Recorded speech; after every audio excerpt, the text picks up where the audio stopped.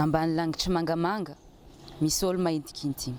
tsy mangamanga ny sary sady tsy volomboasary koa fa mahizinkizigny satria agny ho agny misy tsy mihinagna ko tsy manga ko tsy manga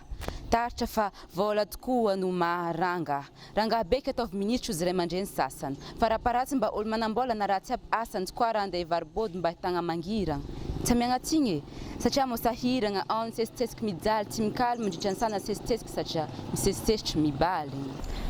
agny ho agny fa tsy mpianaragna ny nangatahigny de faty no azo mpitandro filaminagna tokony handamigny nivadika malaso ho sanana nandatsika ranomaso amin'ny bombe lacrymogène nialagna tanàgna andia hianatra nefa nody avy tagny nefa tsisy aigny a Madagasikara le tantara fa zany tsy misoratra agnatin'ny bokin'ny histoire tany-tandalagna ahitagna karazagna dalagna fitsaragna vidim-bola koa te ho tafita mila môlamôla zany maro ny latsaka ranomaso fa vitsiny regny mitomoagny malagasy on va mal les gasy gasy ihany ki gasy tomba mipetraka amin'ny tany manan-kariagna fogna fa la plupart des gens n'ont pas un sou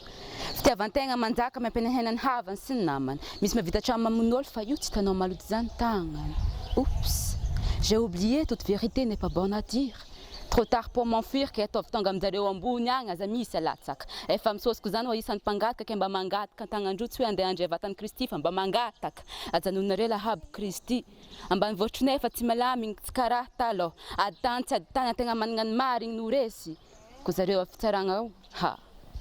maromaro ny tokony andeha hikonfesy teny zany baka magnidigny ke tiako tongagny ny fiainagna efa nialafo vidigny ke mba alatsahonareny kapoakambary